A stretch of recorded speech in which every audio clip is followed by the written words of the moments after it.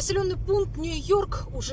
city of New York, Donetsk region, has been located on the front line for 10 years. The neighboring one is the temporarily uncontrolled Gorlivka. For 10 years, Ukrainian defenders have held the defense of this section of the front. But recently, after the aggravation of the situation in Avdiivka, thundering of the front in neighboring Ocheretine can be clearly heard in New York. Russian aerial bombs are destroying both the industrial and urban infrastructure of Ukrainian New York. This is the weapon that Russians most often use to attack the town. Yes, this one that did not explode, but the one that exploded brought great grief to our town. 5 people were killed. They were celebrating the birthday of one of the residents on the first floor. It turned out that the slabs folded and they could not be taken out for a few weeks. New York is being shot from the territories temporarily occupied by Putin's troops, which are just a stone's throw from a frontline village.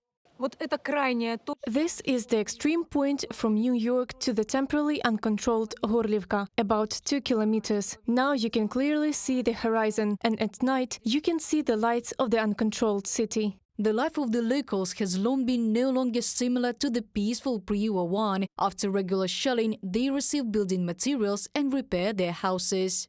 Well, you know the situation. This is not life. We have a roof destroyed here. There were 2 arrivals in the middle of Bakhmut, and who deserves such a life? Of course it is not normal. However, New York in the Donetsk region is one of the few settlements on the front line where people still have water, and all power outages are eliminated quite quickly after regular fire attacks. But despite this, living here is dangerous, and local authorities insist on evacuation.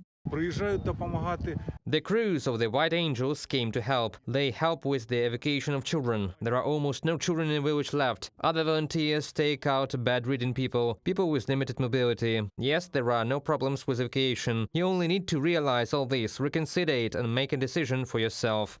Residents of New York are fully provided with humanitarian aid. There are several shops that work there and a market that works partly in the town. About 2,500 people live in the settlement and neighboring villages, and they all dream only of peace and silence. Reported by Aliona Gramova, UATV News.